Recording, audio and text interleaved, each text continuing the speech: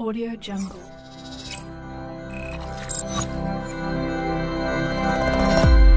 Audio Jungle. Fala pessoal, Rodrigo Costa falando do blog eletrônicaparatodos.com. Tá até aqui na tela. Pessoal, o assunto hoje vai ser um pouco longo, mas creio que de bastante utilidade, tá? E muito útil. Vamos falar nosso tema: confecção de placa de circuito impresso em casa. Confecção completamente caseira pelo processo fotográfico, pessoal. Processo de revelação fotográfica. Sabemos que tem perdão, o processo térmico, que é o processo que eu já utilizei muito, e antes desse processo fotográfico que a gente vai falar nesse tutorial, eu utilizava o processo térmico, que era utilizar o ferro de passar na transparência ou no papel couché, enfim. Como o método mais manual da caneta, né, a caneta permanente, desenhar ali no cobre mesmo, na placa virgem.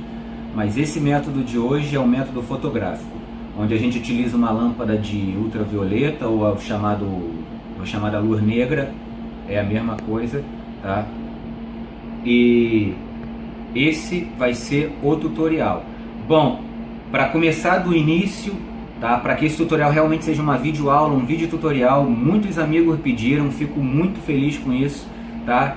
Eu andei postando lá no Instagram e pessoal, vou falar, depois dessa introdução, vou dar um pause, vou mostrar, a gente vai lá para o computador, porque eu vou mostrar o programa que utilizo, tá? O programa CAD que utilizo para fazer a placa, a board, né? O roteamento dessa placa. Podem ser vários programas, mas eu utilizo um específico, continua sendo qualquer um é válido. Eu vou lá para o computador, vou mostrar isso, vou mostrar como emitir o fotolito, como a gente imprimir em casa o fotolito. Bom, para adiantar quem assiste, eu utilizo o processo da impressora laser ainda, pessoal. Porque existe, pelo processo fotográfico, a impressora jato de tinta e também existe a impressora laser. Eu vou falar especificamente da impressora laser, mas todo o tutorial vai ser válido também para a impressora jato de tinta. Pessoal, hoje a gente vai falar sobre isso. Como produzir em casa uma placa de circuito impresso com aparência semi-profissional, com custo totalmente reduzido e com o conforto da nossa bancada e do nosso lar, sem precisar convocar um terceiro, uma fábrica e tal. É a nossa placa. Fiquem comigo e a gente já volta. Fala pessoal, Rodrigo Costa falando de novo, tá? Então aqui nessa continuação do vídeo, tá? Não vou chamar de segunda parte, porque eu não sei se eu vou dividir nesse vídeo, mas na continuação, e o que a gente falava era de como imprimir o fotolito. Pessoal, temos vários programas para imprimir o nosso fotolito, que é o programa que também vai fazer o roteamento da placa. No caso eu utilizo o Eagle CAD, tá? A versão free desse software. Eu já tenho há muito tempo, pessoal. Ele já mudou hoje. O proprietário dele é a Autodesk, entende? Já é a famosa Autodesk, né? AutoCAD, por aí vai. Mas esse software eu utilizei desde sempre, tá? Desde épocas de faculdade, de estudo, de técnico, e era a partir daqui que eu fabricava minhas placas, nem mesmo os esquemas eletrônicos não, pessoal, mas as placas sim, as famosas boards. Mas eu hoje em dia utilizo, já não hoje em dia, mas há bastante tempo já utilizo para também fazer desde o esquemático produzir a placa, mas não é limitado somente a isso não. Mas então, será que, mas Rodrigo, é possível utilizar outro programa que não o Eagle, tá? Que não o Eagle, para produzir a minha placa? Pessoal, com certeza sim. Por quê? Porque o Eagle é somente um software, um aplicativo. Eu utilizei já o Proteus, eu já utilizei o OrCAD, existia antes, há anos atrás, o Tango, existia, não, O LT Spice 4 eu não sei, eu acho que não tem o que... Não, o LT Spice que eu utilizava no trabalho era somente para simulação. Mas enfim, pessoal, o Eagle é só mais um, ok? A versão não importa, eu já criei esse mesmo esquemático, não. Mas outros na versão 5, 4 e por aí vai. Essa é a versão free, tá? E me permite criar placas de 10 por 8 centímetros no máximo. 10 por 8, mas pessoal, considerando que a gente está no nosso vídeo tutorial, na nossa videoaula, falando sobre como criar placas semiprofissionais de circuito impresso em casa, 10 por 8 centímetros é um tamanho bastante bom e bem considerável. Então, pessoal, para dar continuidade eu vou abrir um projeto já pronto, que é da nossa placa Arduino. Vocês estão lembrados da Arduino? Devem estar, né? É o meu Arduino, não, é o meu Arduino, que formou-se Arduino porque é a placa que eu criei. Então, pessoal, eu tenho um esquemático e blá blá blá, mas o que importa pra gente é esse, é o arquivo .brd, que é a nossa famosa board, a nossa placa. Eu abro o nosso arquivo, eu apertei ali Delete Lock, porque ele estava atrelado, como sempre vai estar, ao esquemático, pessoal, tá? Que está aqui. Esse é o esquemático da placa. Tá? Eu não precisava mostrar, falar sobre isso, mas esse é o esquemático da nossa placa que a gente está produzindo ali. Arduino esquemático final, tá? No dia, na hora, e tá aí. Ele resumido. Fonte de alimentação, tá? Regulagem de tensão e o nosso Atmega 328P. Bom, então, pessoal, aqui é a nossa placa baseada naquele esquemático que você acabaram de ver. O que acontece? Aqui já está salvo porque é a forma que eu utilizei para gerar o meu fotolito, mas quando ele vem para cá, ele não vem assim já pronto para ser impresso. Ele vem com algumas camadas, tá? Então, para ficar fácil, ó, quero que esse vídeo seja bem explicativo. Eu quero que até as pessoas robistas, os que menos têm contato, possam também criar suas próprias placas em casa. A gente vem aqui, ó, vou deixar correr uma Layer Settings. São as layers, são as camadas, tá? Eu clico e, pessoal, o que está em azul aqui está selecionado, são as camadas que estão selecionadas. Por quê? Bottom é a parte de baixo da nossa placa cobreada. Porque esse é um circuito, vai ser uma placa de circuito impresso em face simples. O que é face simples, Rodrigo? Pessoal, a face simples é que só tem um lado da placa com cobre. A face dupla, tá? Ou double face, como chamem, é a placa que tem dois lados de cobre. É possível construir em casa uma placa de face dupla, ou seja, tendo os dois lados da placa, o top e o bottom, o acima e o abaixo, como com cobre, fazer isso em casa, fazer uma placa dessa em casa, que os dois lados se coincidam um com o outro, não nos dois lados, né, mas sim os pads, perdão, as vias. Então, pessoal, é possível sim, mas não é a intenção dessa nossa videoaula, desse nosso vídeo tutorial. Aqui a gente vai estar trabalhando apenas com face simples, que é um lado da placa cobreado. O outro é fenolite ou fibra de vidro, mas a gente vai trabalhar com fenolite. Bom, não tem cobre. A gente solda do lado do cobre e do outro lado fica o nosso componente. Por bem, volto. Por que eu não posso tirar a face bottom daqui? Porque se eu tirar, pessoal, e aplicar, vejam, sumiu tudo. Não temos mais as nossas trilhas. Onde liga quem é quem? A gente perdeu. Então, a gente precisa exatamente da face bottom, que está tudo em inglês, tá? E eu não sou professor, tá, pessoal? Mas o bottom é a nossa face de baixo, tá? A face justamente de cobre que a gente quer que seja corroída e que seja revelada primeiramente e que apareça as trilhas. Então não posso deixar isso aqui de fora. Então a gente vem cá e marca. Tá aí. Uma vez mais a gente tem a nossa camada bottom. Precisamos dela. Os pads e vias também, pessoal. Por quê? Antes de aplicar, pads são as patinhas dos componentes. Muitos engenheiros já brigam comigo. Ah, que nome feio.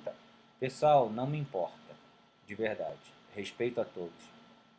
Mas aprendi como pata, como perna e tá bom. São os terminais do componente eletrônico ou do circuito integrado. Tá. Isso é muito formal, muito bonitinho. Pessoal, vou para o lado comum da coisa. Os pads e vias, se eu desmarcar, vai sumir esses verdinhos. Até porque que já mostra. Mas e aí? Nós não vamos ter lugar para soldar as patinhas dos nossos componentes. Então vejam. E agora? Ah, mas Rodrigo, tem aqui a pontinha. Meu amigo, minha amiga, sabe qual o tamanho dessa pontinha aqui? Sabe qual a espessura? A gente aqui está trabalhando com 0,62, 0,60. Então vamos lá, 0,6 milímetros aqui. Pessoal, eu mesmo só tenho broca de 1 milímetro. Então é uma broca quase que o dobro desse carinha. Não vale a pena. Então a gente vem aqui, marca os pads e as vias. E a gente... Ah, mas Rodrigo, não aumentou o carinha. Não, mas a gente ganha um espaço, porque essa parte verde também pode ser soldada. Vai poder ser soldada. Então, se a minha broca aqui no azul... Eu não dou zoom porque não está dando, pessoal. No azul tem 0,6, até o verde ela vai para quase 1. Ah, mas vai ficar muito destruído. Vai sim. Mas ainda assim vai ser possível soldar. Eu garanto para vocês. Bom, então essa a gente tem que manter. A dimension nada mais é do que esse carinha aqui do lado, que delimita a nossa placa. Eu acho que isso aqui tem que estar sempre presente, porque senão não sei onde eu estou. Vamos lá mostrar como fica sem. Tá aí. Ah, mas Rodrigo, tem o pontilhado. Pessoal, só tem o pontilhado porque eu fiz já um plano de terra utilizando a ferramenta polígono. Se não tivesse o plano de terra, bom, não saberíamos onde a gente está. Então mantém a dimension. E aplica. Ok. Por quê? Assim a gente precisa para fazer o fotolito. Quando ela vem para cá, ela vem assim. Ó. Top place, que é o top, a camada de cima, que é o que a gente coloca o componente. Vamos lá ver, ó. Tá lá. Nosso Atmega 32 está aqui. Ele vai ficar aqui. Em cima, o branquinho está em cima e o verdinho está lá embaixo. Então tá aqui, tá? Aí bota o origem, não precisa, que é aquele xzinho lá. Não precisa. O nome tá aqui. O nome de cada componente e o valor. Top. Tá ali. É assim que ele vem. Mas pessoal, a gente não pode criar o nosso fotolito com isso aqui. Por quê? Porque se a gente criar um fotolito com isso aqui, esse branco vai misturar com o azul, que vai misturar com o verde, que vai misturar com o nome, que vai dar curto-circuito, porque só interessa pra gente o lado bottom, que é o lado de baixo da nossa placa de cobre. Então, os componentes, a serigrafia de cima, essas imagens, isso não precisa, por isso que já estava sem.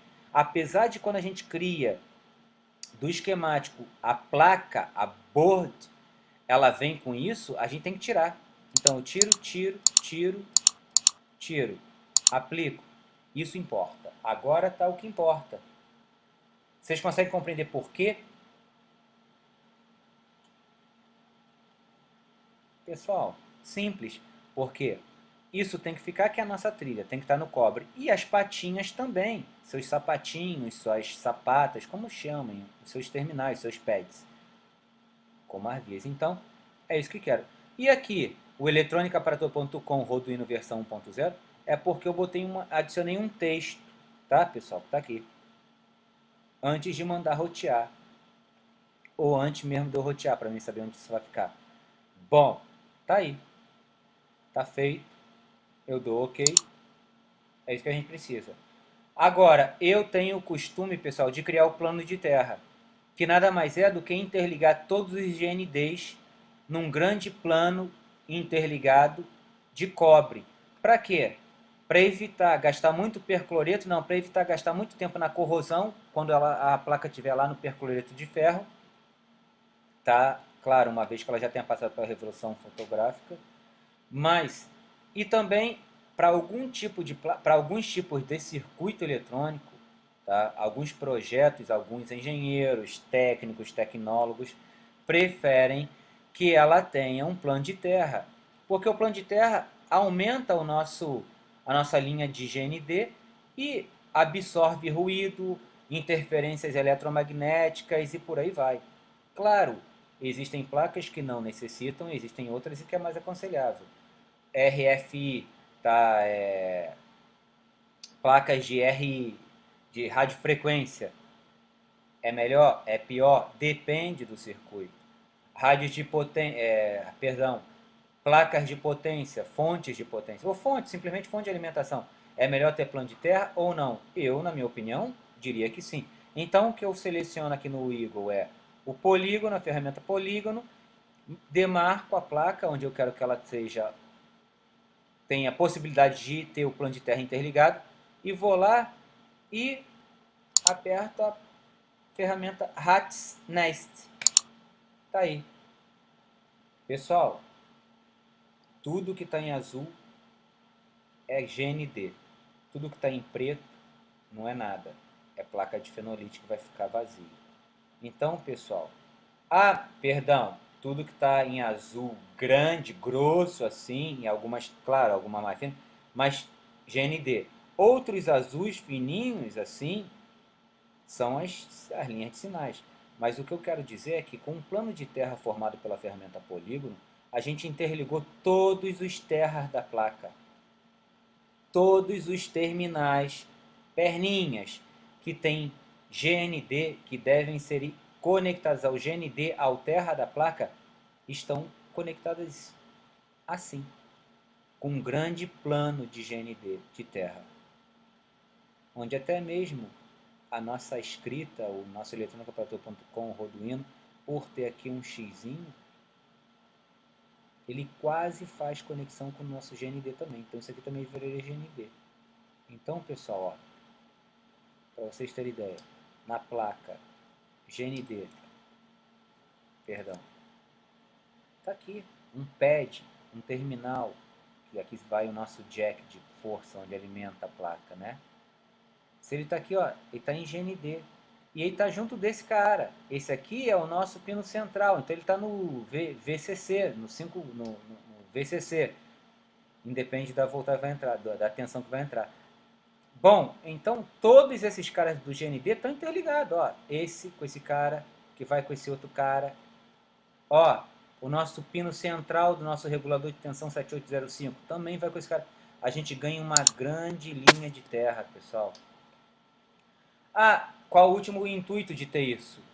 Além dos circuitos de acordo com o projetista, vai também o anúncio prático, a intuição, um intuito prático, que é, onde está aqui grosso em azul, tudo que está em azul não vai ser corroído, vai ser cobre. E tudo que está em preto e negro aqui, pessoal, vai ser corroído.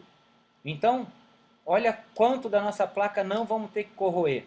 Grande maioria. Significa muito menos tempo passando no percloreto de ferro, na nossa solução de percloreto de ferro. Então só vai ter que corroer a parte que está em negro, que não importa para o circuito eletrônico nesse caso, e a parte azul vai ficar cobreada. É o cobre que vai ficar na placa. Tá? Depois a gente vai invernizar, vai colocar máscara de solda e tal, mas independentemente de qual método vamos finalizar essa placa, tudo que está em azul vai imprimir em branco, que não existe, vai ser transparente na nossa folha de transparência, e o que está em preto vai ser preto. Bom, pessoal, esse é o que importa. Como fazer isso? A gente vem em File, Arquivo, Imprimir, ou exportar, perdão, exportar, pode ser imprimir também, mas exportar uma imagem, eu vou escolher o lugar onde eu quero que ela fique, tá? Vou escolher a minha pasta aqui de download, porque é a pasta mais vazia. Eu já tinha salvo aqui, que o nome é esse, eu vou dar o mesmo nome. tá? Vou mandar salvar ali. Pessoal, o mais importante, tá? O segundo mais importante, resolução, 1200 dpi. É isso que a gente tem que colocar. Por quê? Porque é isso o máximo de resolução que a minha impressora, não sei a de vocês, mas a maioria das impressoras podem imprimir. Isso gera pra gente uma imagem de 3.300 por 2.918 pixels, pessoal. É uma imagem enorme. O que significa? Significa que a gente pode dar zoom, zoom, zoom, zoom e vai demorar a ficar pixelada, a ficar aquele famoso quadriculado. Então, 1200 dpi, recomendado. E, no caso aqui do nosso Eagle Software, tá? Eu coloco monocromático. Por quê? Porque monocromático transforma em binário, preto e branco, 1 ou 0, verdadeiro ou falso. Tudo que tiver em azul e verde, tudo que não for preto vai ficar branco, ou seja, transparente. E tudo que for preto vai ser impresso em preto. É tudo que a gente precisa, pessoal. Seja imprimindo esse fotolito numa impressora a laser, como eu vou imprimir, ou numa impressora jato de tinta, não importa.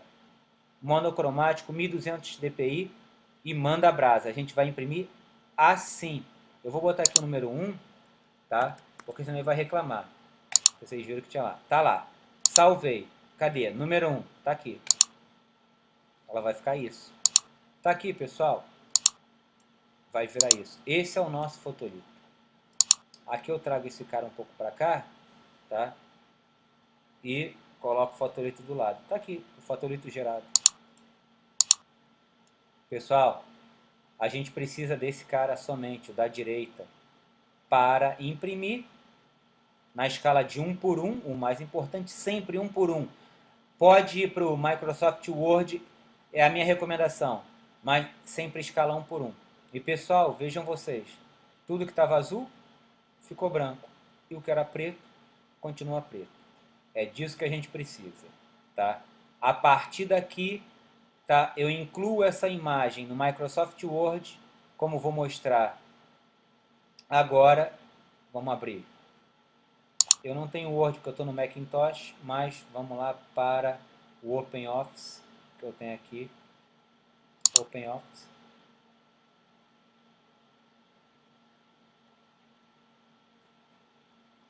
Documento de texto.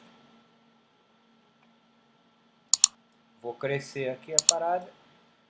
E vou nada mais nada menos que inserir uma imagem, uma figura, que é aquela, a nossa. A fotolito 1. Tá aqui. Abrir. Tá aí.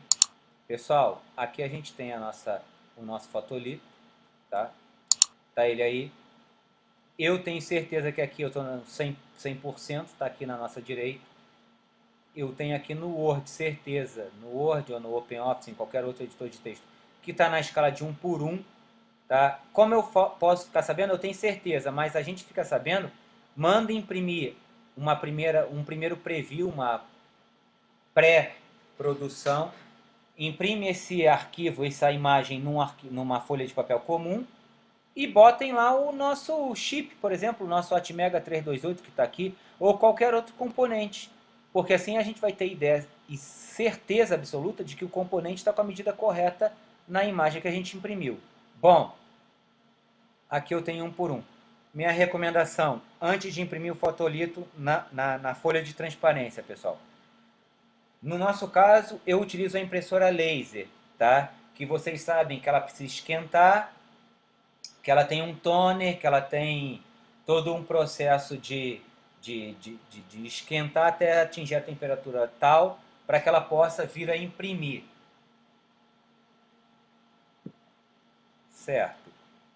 Na jato de tinta já não tem o mesmo processo, mas enfim, cada uma delas tem um processo inicial de limpa a cabeça ou esquenta. O que eu faço? Vamos resumir. Eu pego essa imagem e nada mais nada menos insiro uma outra. Igual. Simplesmente isso. Igual. Tá aí. E coloco aqui. Tá? Aqui, aqui. Por quê?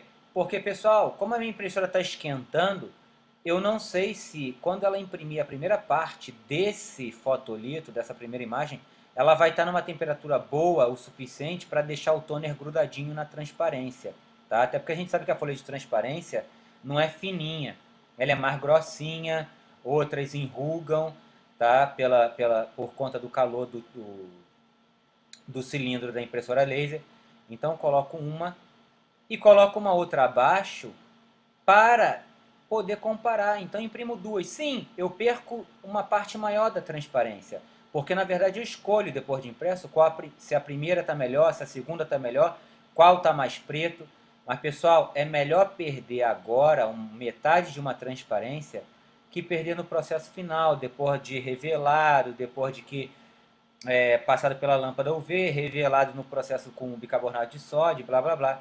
Então é melhor perder no início que no final, porque o processo não é curto, tá? A gente está aqui no início do vídeo, mas esse processo eu levo pelo menos 1h30, 1h45 até 2 horas para fazer a coisa bem feita, tá? E isso tendo a ajuda da minha esposa e por aí vai. Então, essa é a ideia. Eu imprimo 2 fotolitos e depois comparo um com o outro, vejo qual está mais pretinho, bonitinho e pronto. E aí a gente vai, manda imprimir. A minha impressora aqui é a Samsung M2020, impressora barata, relativamente barata. Então eu mando imprimir e confiro os dois. Pessoal, vou dar um pause e volto já mostrando ao vivo como foi impresso o fotolito, tá? Aqui é só para mostrar para vocês como iria imprimir. Então já estou voltando, tá? Até logo.